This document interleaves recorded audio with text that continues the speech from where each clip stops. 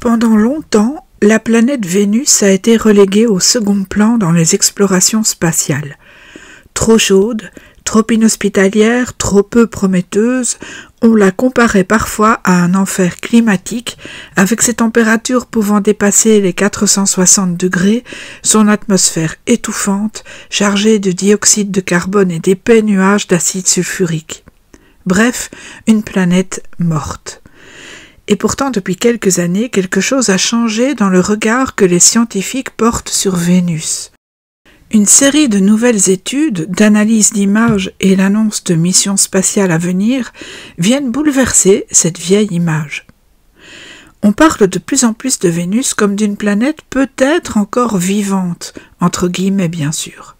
Non pas vivante au sens biologique, mais au sens planétaire, dynamique, évolutive. En 2023, des chercheurs ont publié une étude montrant que certaines zones de la surface de Vénus auraient changé d'aspect en quelques années, ce qui suggère une activité volcanique encore présente aujourd'hui. Cela remet en question l'idée d'une planète figée.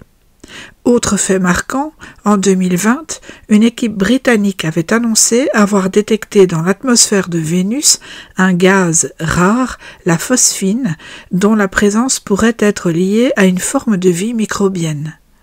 L'étude a été vivement discutée, ses résultats partiellement corrigés, mais elle a relancé l'intérêt mondial pour la planète. Et cet intérêt se traduit par des projets très concrets. La mission Veritas, menée par la NASA, et la mission Envision, portée par l'ESA, l'Agence spatiale européenne, visent toutes deux à envoyer des sondes explorer la surface et l'atmosphère de Vénus dans les années à venir. Leur but, mieux comprendre sa géologie, son activité interne et son histoire. On redécouvre donc Vénus, on lui prête de nouvelles promesses, et si elle avait encore quelque chose à dire, si derrière sa fournaise infernale, elle était plus semblable à la Terre qu'on ne l'avait cru. Alors en astrologie, que signifie ce regain d'intérêt pour Vénus ? Ce nouveau regard commence à donner lieu à des embryons de réflexion en astrologie aussi, non pas en termes d'explication, mais de signification. Car toute planète observée différemment dans le ciel résonne tôt ou tard dans l'inconscient collectif. Vénus, dans le langage astrologique, est la planète du lien. On parle d'amour, mais pas seulement au sens romantique. Elle incarne ce qui relie, ce qui unit, ce qui attire. Elle symbolise l'harmonie, le plaisir, le goût de la beauté, le charme, la douceur, mais aussi la valeur qu'on s'accorde à soi-même.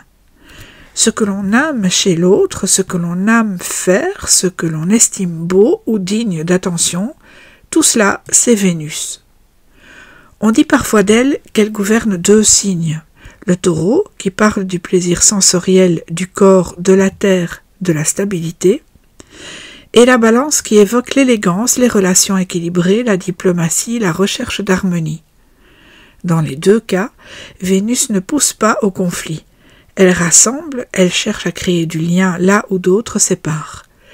Mais cette Vénus-là, que l'on croyait toute douce et toute paisible, pourrait bien révéler une autre facette d'elle-même à la lumière des dernières découvertes scientifiques.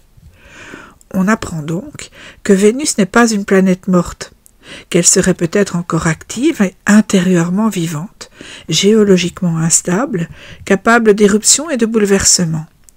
Et cela résonne profondément avec ce que l'on peut revisiter de son rôle astrologique. Car il y a dans Vénus une force que l'on oublie parfois, celle de la création. Et toute création suppose une transformation. L'amour, la beauté, la recherche d'équilibre, ce sont des quêtes mouvantes, jamais figées. Elles nous obligent à nous réajuster, à renaître, à faire évoluer nos priorités.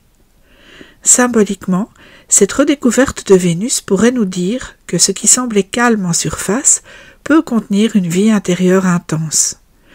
Que les valeurs qu'on croyait figées sont peut-être en pleine mutation.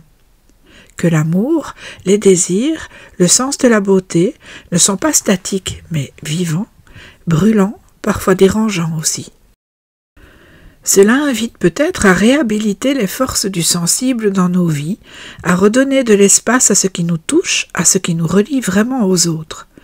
Ce n'est pas un hasard si cette redécouverte de Vénus surgit dans un monde contemporain où les liens se fragmentent, où les repères se perdent, où l'on oublie parfois que la douceur peut être une force. Il ne s'agit pas ici d'interpréter mécaniquement un phénomène astronomique, mais de reconnaître que les planètes, en astrologie, vivent aussi à travers notre regard et que le regard que l'on porte sur Vénus est en train de changer. Elle n'est plus la planète simplement mignonne ou féminine au sens cliché du terme. Elle pourrait être le symbole d'une puissance souterraine, silencieuse mais intense. Une puissance capable de ressurgir quand on l'a trop longtemps ignorée. En astrologie, cela pourrait marquer un tournant, une façon nouvelle d'écouter Vénus dans un thème, non pas comme une douceur décorative, mais comme une force de cohérence, d'attraction et de transformation. Une planète de feu intérieur, pas seulement de charme extérieur. À bientôt pour un prochain épisode.